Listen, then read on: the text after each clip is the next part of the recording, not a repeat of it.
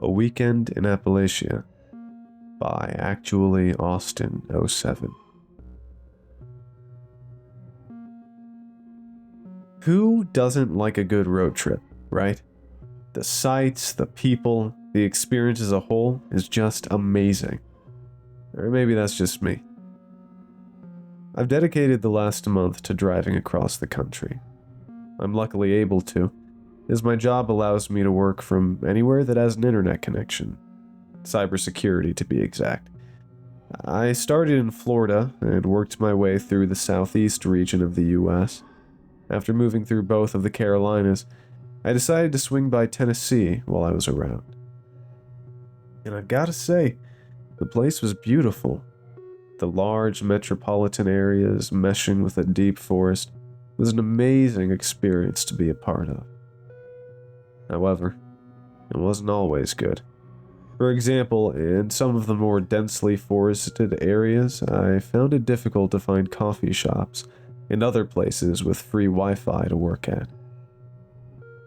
Luckily, however, GPS exists, and it's usually not too long until I find one.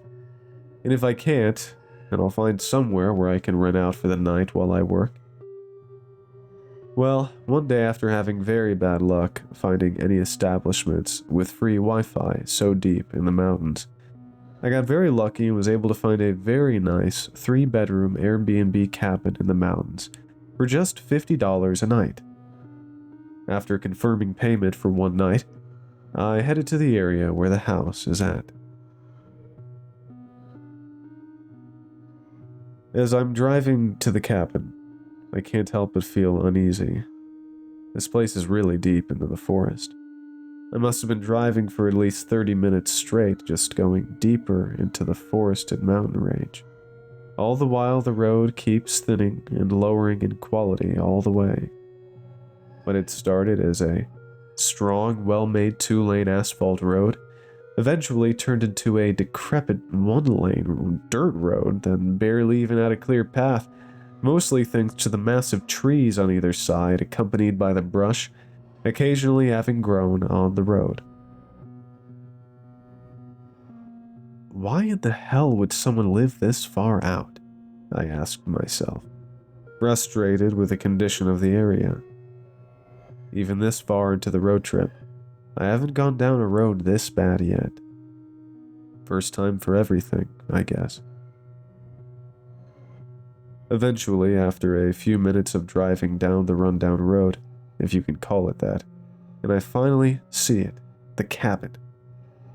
And I won't lie, this place was definitely worth the drive. It looked to be about 2,000 square feet made of very fine finished wood logs, and gorgeous windows, giving an amazing look into the forest. Walking into the house, I'm surprised with how homey it looks.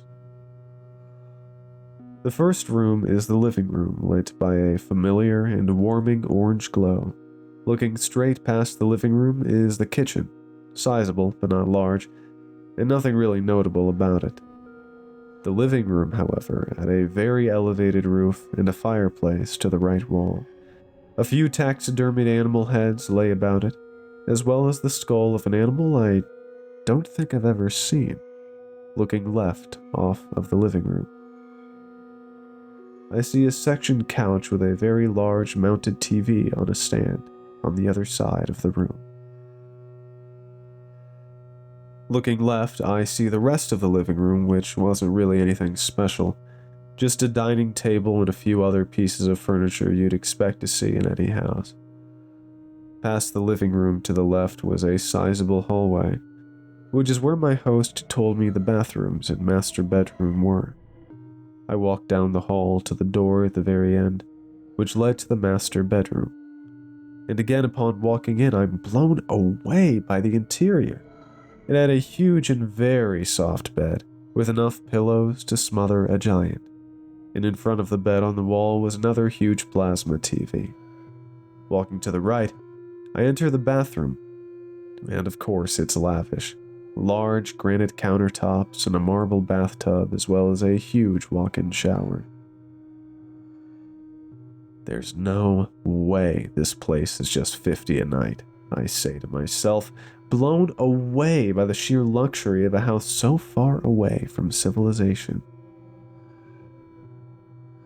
I sit my stuff down and head to the back door, just past the kitchen to get a good look at the backyard. And it's even better than the front.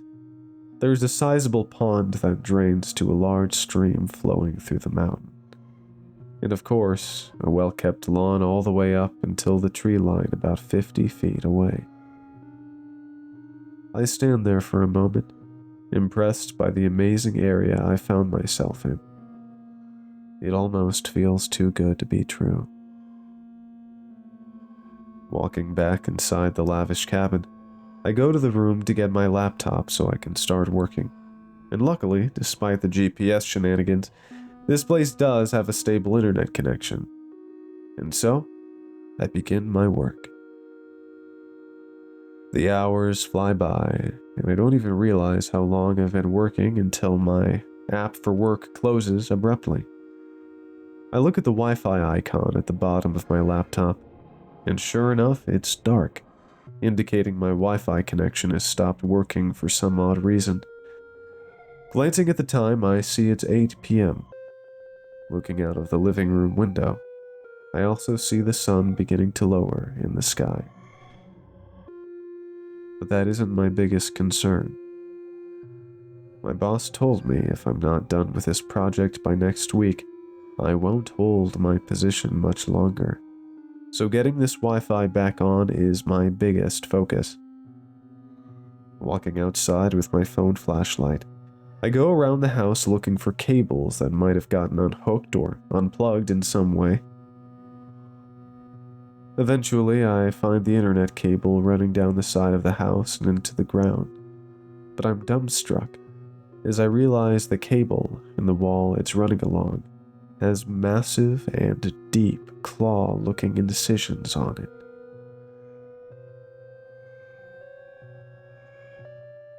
Damn it. You live in the forest and don't have protected lines? I yell out in frustration.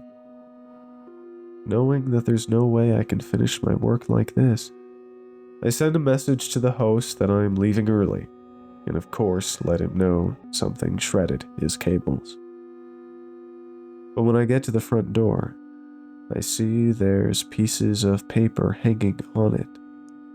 At the top above, a page full of writing is bold underlined letters that read, "View ASAP." Taking the curious-looking papers off the door, I take it inside and begin to read it.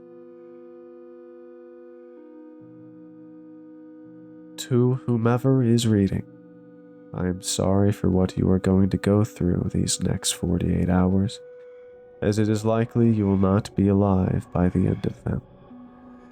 However, if you take this carefully and take it seriously, you might make it out of this alive.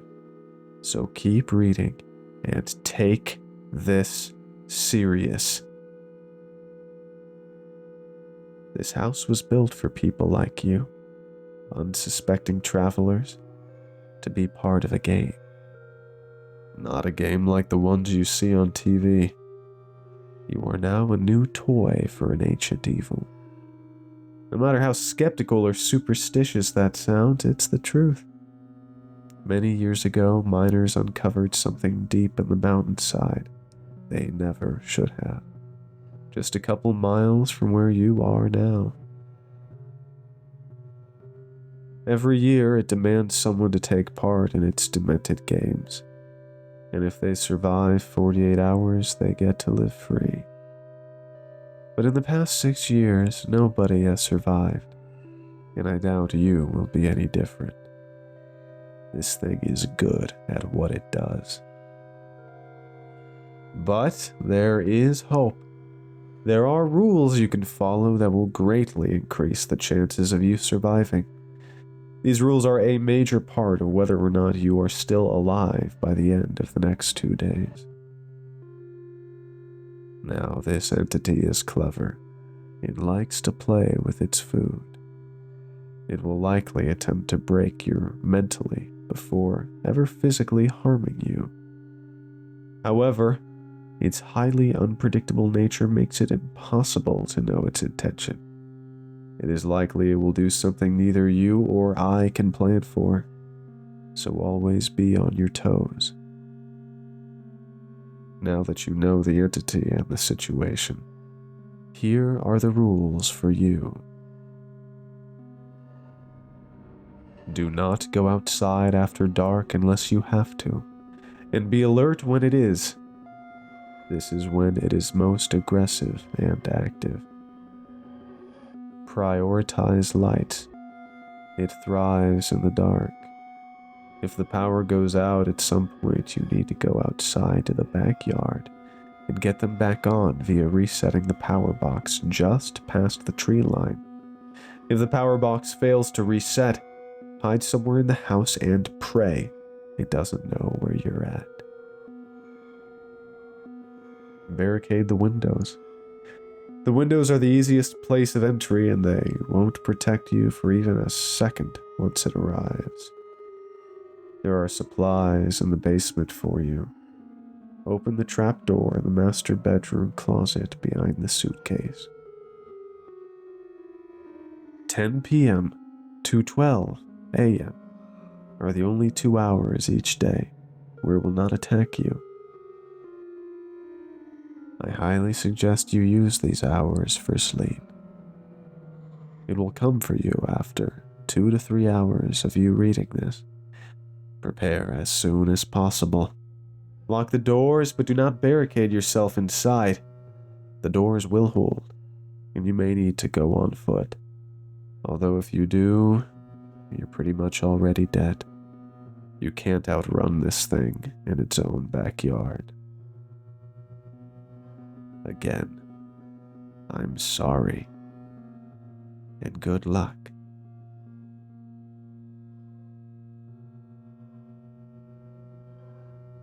After I finish the papers, I just stand there for a moment analyzing the words on the page for a few moments, dumbstruck, not knowing what to think. Was this a prank by the locals? No, I'm too deep in the forest for that. Hell, I don't know. There's no way this is real. This is something you'd write in a book. I go back to my room, balling up and tossing the fake paper into the empty fireplace for the next resident to ash. Grabbing my belongings, I still had barely gotten unpacked. I rushed out of the house, heading straight for my truck. I had just thrown my stuff in the back seat when I noticed something was off. My back right wheel looks weird, like maybe it was going flat. A closer look around my truck reveals something terrifying. All my tires have been slashed. It takes me a moment to fully understand the gravity of the situation. Before I'm even able to let it, I hear a terrifying sound from deep in the forest. It sounded like a person, screaming like they just had every bone in their body broken, but it wasn't right. It had some sort of distortion in it, like a cross between man and beast, like it wanted something. I don't care how dangerous or stupid it is to drive on slashed tires on a mountain. I'm getting out of here. I jump into the driver's seat, practically slam the keys into the ignition, turn, and nothing happens. The engine doesn't even shudder. There is nothing but silence. I get out of my truck and rush to the front hood and swing it open. What I see inside shakes me to my core. The entire engine block had claw marks, destroying it entirely. A mess of slashed wires and bolt pieces lay scattered, spilled oil strewn across unevenly. Fresh oil. This was recent. I don't know why, but I stood there, staring. My mind was broken by the unbelievable horror of the situation. My deep thinking is broken again by the inhuman howl again, this time seeming angrier, or maybe closer. This brings me to my bearings, and I begin sprinting back to the cabin, my eyes continually locking onto the tree line all the way. I swing open the door and instinctually lock it between my fingers almost autonomously. Now, rapidly breathing, trying to make sense of everything, I notice something in the fireplace. The papers. I ran toward them and frantically pulled them out and unfurled them from the crumpled ball I left them in. I began scanning the paper, looking for anything it might have told me to do first. The rules! Rules 3 and 5 catch my eyes first. They seem to be the first things I should prioritize. I guess it's time to find this trap door, the third rule mentioned. Walking back to the master bedroom with haste, I can almost feel the sweat collecting on my brow as I slowly realize whoever wrote those papers weren't lying. I may very well be dead in the next few hours. Arriving at the master bedroom's closet, I opened the slide door and analyzed my surroundings. Clothes, shoes, suits, suitcases. Kneeling before them, I reach to the back and pull at least half sloppily to the side, and it reveals the top of the trap door. An old, dry, dull-colored slab of wood with rusted hinges and a crooked doorknob. Throwing the rest of the suitcases carelessly to the side, I reach for the knob and twist, having to use my whole arm to get the knob to move. And as it does, the door pops forward for a moment before eerily creaking its way open. Looking down, all I can make out is a set of stairs that look like they might collapse with every step, plunging you into the void of darkness in the basement. I guess the luxury ends here. Pulling my phone out of my pocket, I turn on the flashlight, the beam of light penetrating the veil of darkness instantly. The white light reveals a medium-sized, concrete-walled room, covered in cobwebs and at least 50 planks of wood, the kind you always smell before you see at appliance stores. I hunched my back and twisted my hips at the waist, trying not to get stuck in the tiny door frame. As soon as my shoe hits the first plank of the stairs, I hear a loud creak echo through the silence. I'm also hit with a putrid stench, a cross between roadkill and stuffy, century-old air. Regardless, I push through, each stair wailing at me as I make my way down. The final step, I can move. My flashlight around the right corner to see a workbench with various tools and nails on it. But I don't think you could set anything more on it before it collapses. Because, of course, its condition is highly subpar. I push my light further right and nearly drop it when the light makes out the decomposing body of someone. Their stomach has massive slashes in it, and they seem to be missing an arm. Before I can even make out more of the figure on the ground, I bolt around and up the screaming stairs, not caring if one of them snapped. Once I'm back in the master bedroom, I can finally think rationally.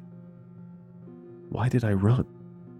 Sure, there was a literal dead body down there, but there wasn't any present danger.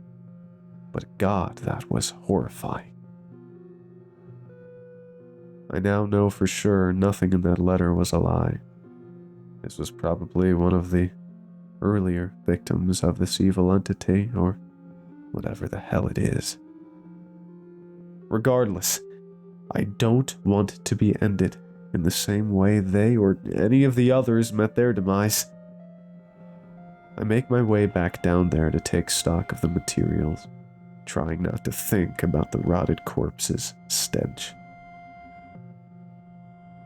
After a very fast evaluation, and knowing my time is limited, I make my way back up to the room and dump all of my belongings out of my massive travel bag and trek back to the basement to stock up on some very well-needed supplies. I stuff the bag with anything that looks like it can be used, from saws to small bolts. Anything will help. The planks were hard to fit in my bag, but I was luckily able to position them semi-vertical in a way that allowed me to lug them with me, completely convinced in my mind that the extra weight is surely going to destroy one, if not all, of the planks. Luckily, it doesn't, and I make it to the top and immediately begin working tirelessly, boarding any window I see, hastily slamming each nail and sawing each board to fit the right dimensions, making multiple trips back and forth for more supplies. Out of respect, I also grabbed the rug from the living room and covered the body in the basement.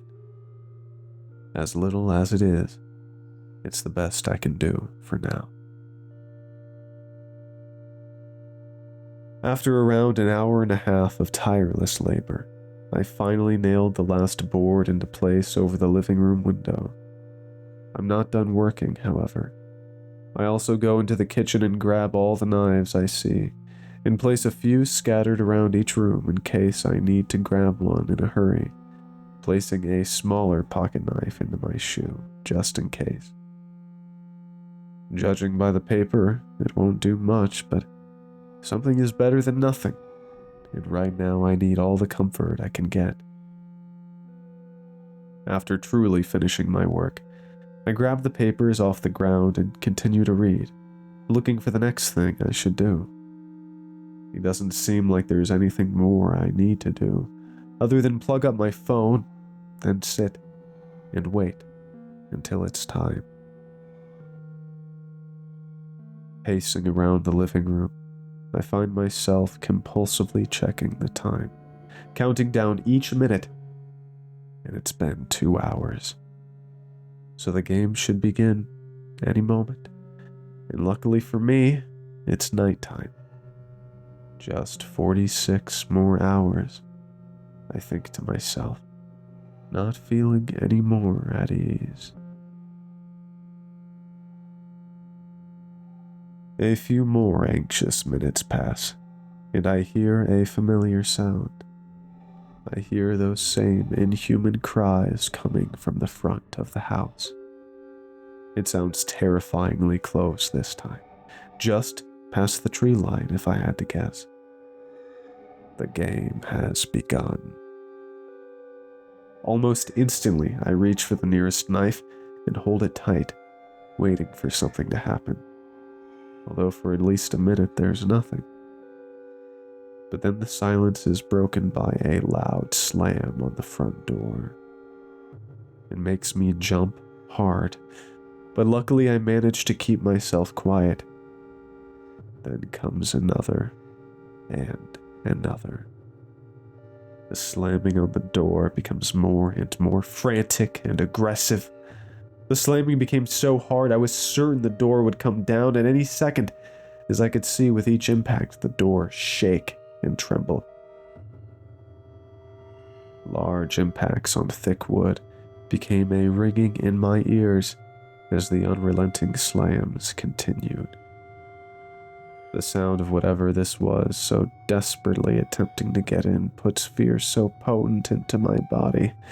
I can only put my back to a wall and slide down, pointing my knife toward the door, tears rolling down my face. Thankfully, after many agonizing moments, pounding at the door passes. I can hear a muffled, low growl come from outside, before heavy footsteps tread off somewhere in the forest. Now I'm left on the floor, back to the wall in the fetal position, adrenaline coursing through every ounce of my being. Cops aren't going to save me. It's me against whatever this thing is. But what can I do other than wait this thing out? It's clear by the slamming on the door that this thing is far stronger than me or anybody I know. A knife isn't going to do anything to this thing. I sit there for a moment, racking my brain for any kind of solution that might give me an edge. Then I'm hit with a stroke of genius. There were taxidermied animal heads on the fireplace wall. There's a chance there could be a gun lying around here somewhere. The note did not detail. And maybe if I'm lucky, ammo as well. Where to look, I think to myself, racking my head for ideas. Let's start with the closets, I say to myself, hoping there is at least something I can make use of. Now, walking out of the master bedroom into the unnervingly quiet hallway, hearing every wooden board settle under my weight. I go to the closet to the right of the hall and twist the knob. Opening the door, I'm met with a veil of darkness. I look up and see a cord coming down from the ceiling, and pulling it gives light to the darkness, revealing something that fills me with unmatched hope. A box of 223 Remington rounds. This has got to be one of the best things I've seen in a long time. I scan the rest of the closet, and to my surprise, there is no gun of any kind. But I'm not worried. Where there is ammo, there is a gun. Hastily, I grab the ammo box, and I'm once again disappointed. The box feels very light. I pop open the flap of cardboard on the top, and to my horror, there are only 2 rounds in the box. I yell and throw the box at the wall, the rounds flying out and loudly clinking against the solid wood floor. Right at that moment, I realize my mistake, as I hear a shriek come from outside, followed by those same thumping footsteps. I hear the steps clamber onto the porch, followed by heavy scratching going down the front door. Soon after, this creature begins slowly walking around the perimeter of the house, going from the door toward the right of the house. Just when it sounds like it's going to pass the area outside in front of me, it stops for a moment. For a second, there is nothing but me in the silence of the hallway, hearing my heart thud against my chest rapidly. Then I hear the wood exterior of the house begin to splinter, the sound starting at ground level, but eventually it goes higher and higher until I hear the roof above me creak heavily, dust and settled cobwebs being knocked loose under the immense weight. It's climbed onto the house. Now paralyzed in fear, I stand in the middle of the hallway, watching the dust falling, getting closer and closer to where I'm standing. It isn't long until it's right above me, and just when I think the situation couldn't possibly get worse, the lights flicker, and everything goes dark. Shit. This is not good. I need to reset the power box as soon as I can, but there's no way in hell I'm going out there with this thing literally right above me. Instead, I decided to take a very big risk, albeit still less risky than going outside. I take my phone out of my pocket and hit the flashlight icon. The rest of the hallway, and part of the living room, is instantly illuminated by the penetrating light. Before I can make a move, however, I hear a loud thud above me, followed by another, and another, as I'm showered by falling dust and God knows what else. I don't have time to think before my legs jump into action, and I quickly make a mad dash to nowhere in particular, just anywhere away from here. So I scour the floor plan, quickly trying to find a suitable place to hide before this thing is all over me. Fireplace? No. Cabinets? No. Pantry? Yes. Instantly, I dash towards the double doors and swing them open and shut myself inside. Now, in oppressive darkness, I can only look through the crack that separates the two doors and listen. Eventually, the slamming on the roof stopped. I guess it was strong enough to hold. But the peaceful silence didn't last long. I hear a piercing shriek, followed by thunderous footsteps going off of the roof, quickly followed by a hard shake as this thing hits ground level again. The pounding footsteps go all the way to the back of the house. For about a minute, I can hear this thing walking around and on the house, trying to find a way in, occasionally scratching and banging on different areas of the house. And for a long moment, there is a pause. No noise, no footsteps.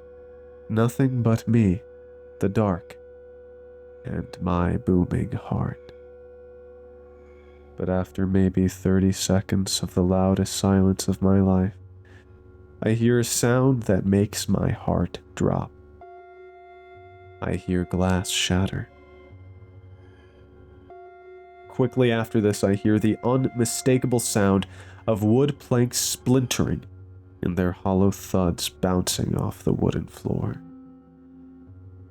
Given the distance of the sound, I can assume it's somewhere on the other side of the house. Maybe the guest bedroom? Regardless, this thing has made its way into the house. There's nothing I can do now besides sit and pray it doesn't know where I'm at. After what feels like a lifetime passes, I hear another noise. It's more wood splintering, but this time it's at the master bedroom door. I peek through the tiny slit in the pantry door and try to see as much as I can, and through the deep darkness, I can make out a faint orange glow, accompanied by a deep guttural growl somewhere down the hallway. Not long after, slow, heavy footsteps begin making their way closer to the living room. I can hear my heartbeat get heavier than it already was, hearing the boards creak and wail under the weight of whatever this thing was. Still looking through the slit with heavy anticipation, I watch as the faint orange glow gets brighter and brighter until the entire living room is casted in the warm color. It's just when I try to get a better look into the living room, and when my arm hits something on a shelf, knocking it over and sending it crashing to the ground with a sharp thud. Almost immediately, the orange glow snaps to the kitchen, accompanied by that same deep growl. If I hadn't already given myself away, my heartbeat surely would, as I could feel it pounding against my ribs loud as a drum. I see the glow get brighter, and the thunderous footsteps get so close I feel the vibration in the floor with each movement this thing made. And eventually, I see it. It's unlike anything I've ever seen. Its body was huge, easily towering at 8 feet at the least. It seemed to have fur soaked in tar wrapped around its unusually muscular frame. It walked on all fours, its front clawed arms much stronger than the smaller and shorter hind legs. Its head was of a worn deer skull adorned with cracked and broken antlers. It's now when I realize where the orange glow was coming from.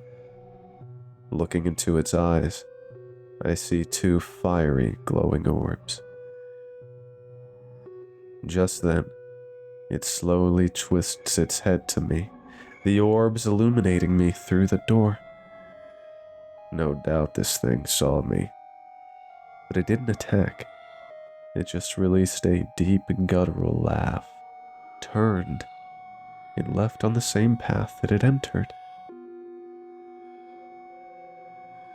Once I hear the pounding steps leave into the tree line, I slide down the wall of the pantry and just sit there, still trying to make sense of everything.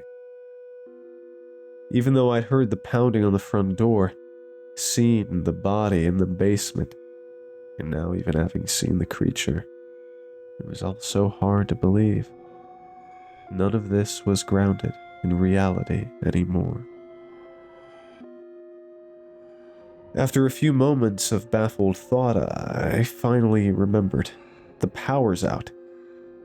I needed to go outside and reset the power box before that thing came back. Because if it does, I don't think it'll be here to toy with me again.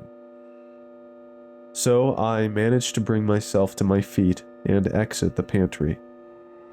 Turning on my flashlight, the vision of the house's kitchen coming quickly into view. I began walking to the back door past the kitchen.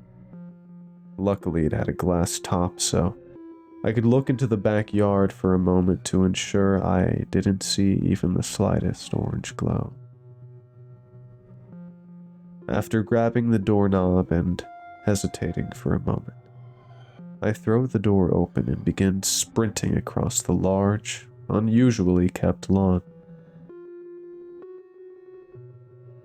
It's hard to tell with just my flashlight, but it seems like there is a large metal box with wiring strewn about, and I'm willing to bet that's the power box. After making it across the large backyard, I go into the tree line right up to the metal-plated box. For a moment, I don't see anything, just the smooth gray surface of the metal. I looked around the box quickly, seeing a blue button on the back of the box that read, "Reset." Instantly, I mash the button, which causes the box to make a loud pop before humming to life. Across the lawn, I can see the warm orange glow of the house's light. It's such a relieving sight that I almost didn't notice the pair of orange eyes on the roof, piercing through the night, looking at me. Instantly, my body locks in place, ice encapsulating every inch of my skin. Though it's nighttime and dark, I can still make out the large, muscular build of this creature. Large, heaving breaths exiting in a thin smoke through the nostrils of the deer skull. For what felt like ages, neither of us made a move. I felt like I was staring at this thing for so long, I had thought maybe it hadn't seen me. Maybe it was just curious about the noise the power box made. Maybe I was right. Or maybe I had been blessed. But either way, the beast made one last deep growl in my direction before sluggishly disappearing behind the other half of the house's roof, disappearing into the deep, inky night. The moment I can no longer hear the thunderous footsteps, my legs kick into gear and begin throwing me across the yard to the house. I make it inside, slamming and locking the door behind me in a frantic panic. I have to fix that window, I think to myself. I hated having to go into that basement, but this was survival. And so I did, getting the boards I needed and hastily fixing the window. And as I'm fixing it, I see the smallest amount of light start to peek over the mountaintop, signaling hope and a reprieve. I've made it through the first night. As I'm leaving the guest bedroom after boarding the window, I turn to close the door behind me, but I see something strange under the bed. Some kind of cloth? I go towards it and kneel down, pulling a dark green strap.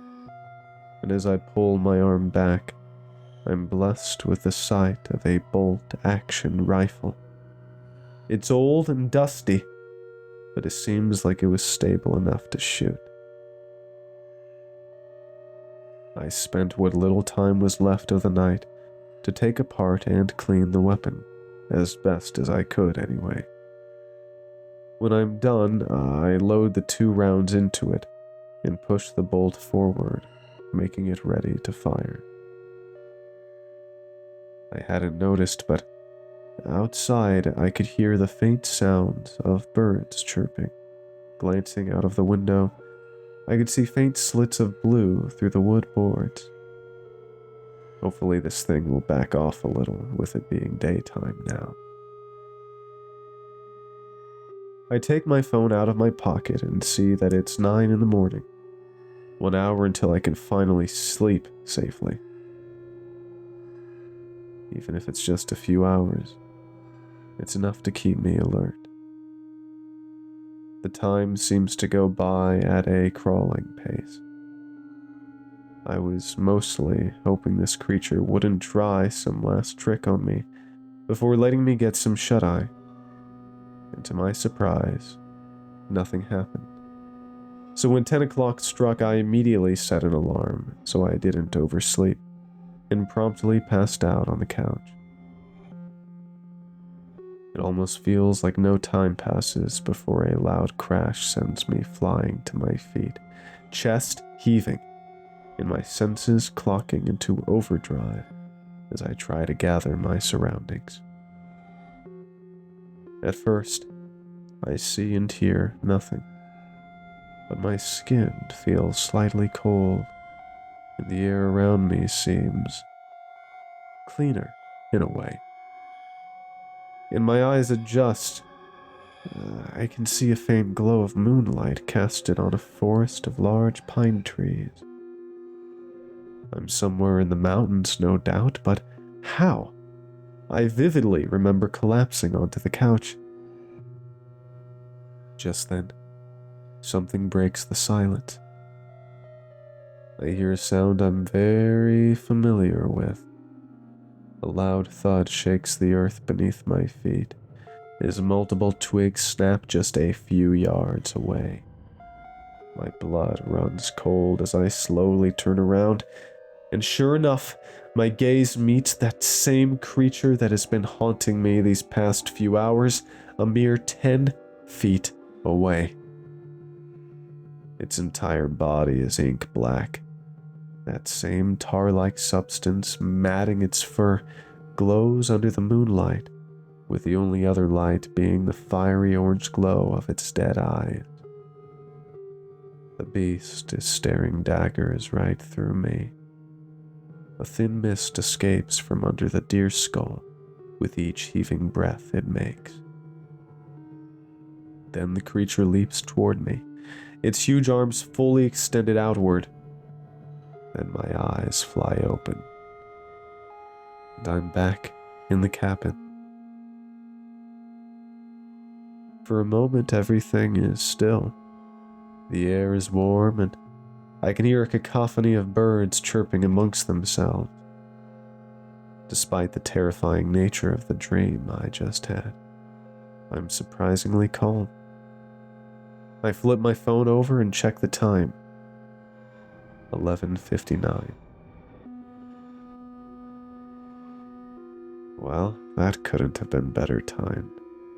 I think to myself, bringing myself to my feet. It wasn't a long sleep by any means, I'm definitely still tired, but it's manageable. I'll be able to make it to the next break. For a while, nothing happens. I've searched the whole house multiple times, looking over for anything else of use, but nothing is uncovered. It feels as though I'm just on a regular vacation sometimes. Nothing happens for 30 minutes to an hour, and everything feels normal. I can hear the birds outside, the random call of the mountain animals, even the occasional plane overhead. I can see the morning light shining through the small cracks in between the boards on the windows. It's oddly calming considering the situation. Maybe I'm just happy it's not night, and one day closer to making it out of this hell. Around 40 more minutes pass with nothing. Deafening silence only broken by the occasional settling of the house that sends me flying to my feet each time.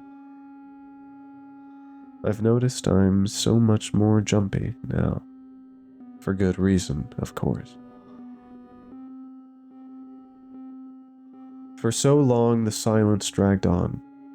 Despite being so on edge, the lack of any stimulation eventually reached me, and I began to feel my eyes grow heavier as time passed.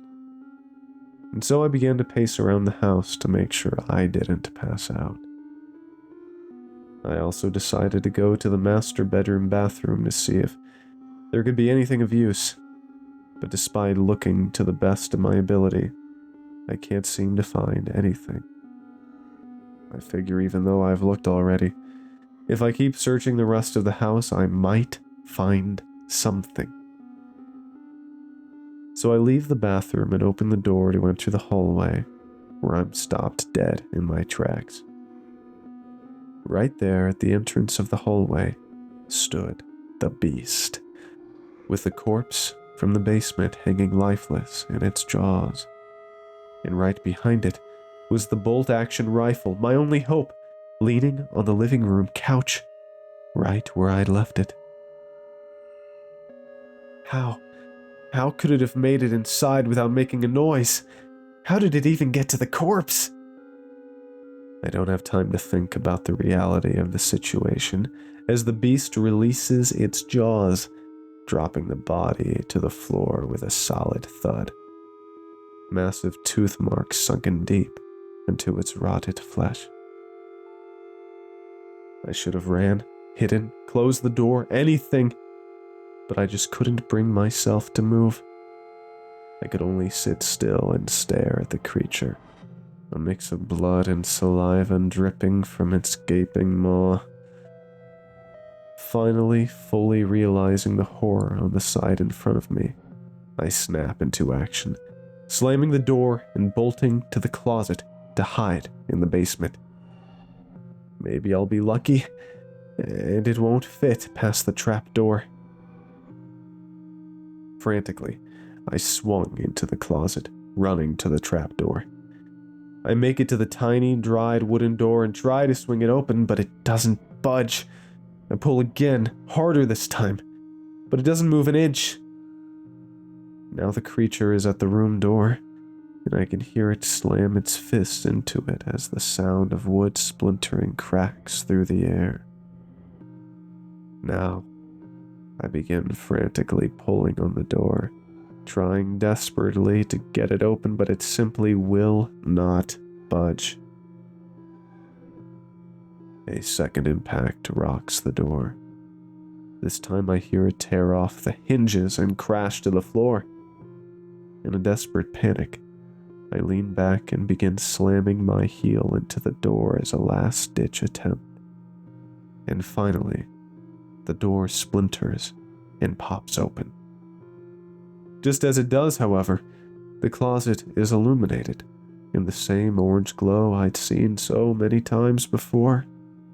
I try to throw myself down into the darkness of the basement, but I'm too late. Just as I leap, I feel the creature's massive hand grab my body tightly and pull me backwards. Its hand is so massive it wraps around my entire chest, so tight I can't draw a breath. As it turns me around, I'm face to face with a beast that is about to kill me. But for a moment, it just holds me there, turning me side to side, examining me, tightening its grip so hard I feel my ribs begin to cave inward, threatening to snap at any moment. The pain is blinding, and I can feel myself about to pass out from the lack of oxygen. Just as the darkness reaches the edges of my eyes, just as I feel my bones giving out from the immense pressure, an epiphany hits me. I remembered so many hours ago, I had put a knife into my shoe. With time limited and my life on the line, I lift my leg up and grab the knife out of my shoe, holding it high in the air above the beast. I see it tilt its head upwards, seeing what I'm doing. Before it can do anything, I plunge the knife deep into its right eye. The creature lets out a shrill shriek and drops me to the ground, its hand clawing at the knife, still plunged handle deep into its socket. The beast looks up at me, still on the ground, ears ringing, trying to catch my breath. It releases a guttural roar that resonates pure hate. And then its eye releases. A bright flash before a hard shockwave sends me flying backwards, directly into the basement. The first thing I feel is an intense, pulsating pain in my head. I can feel a cold sensation on my body and something wet on my face. I move my arms to pick myself up, and I feel a cold, smooth surface that feels like it has a layer of either dust or dirt. As my senses begin slowly coming back to me, I notice I'm surrounded by darkness, and I'd assume it was silent, but the ringing in my ears makes it hard to tell. For a moment, I can't make sense of anything. With the intense head pain and ringing ears, my mind is too clouded to think clearly. It's then I begin looking around where I'm at, stumbling, trying to keep from falling over as it feels like my head is spinning. At first, it's the same darkness in all directions, but I eventually see a small light. Focusing my eyes, I can tell it's a small doorway with a warm yellow light flooding through the darkness. Looking down at my feet, I can see a puddle of what seems to be water. But upon closer inspection, I can notice a slight red hue to it. To confirm my suspicions, I lift my hand to the back of my head, and sure enough, I feel a warm, slimy sensation. And when I pull my hand back, it's covered in blood.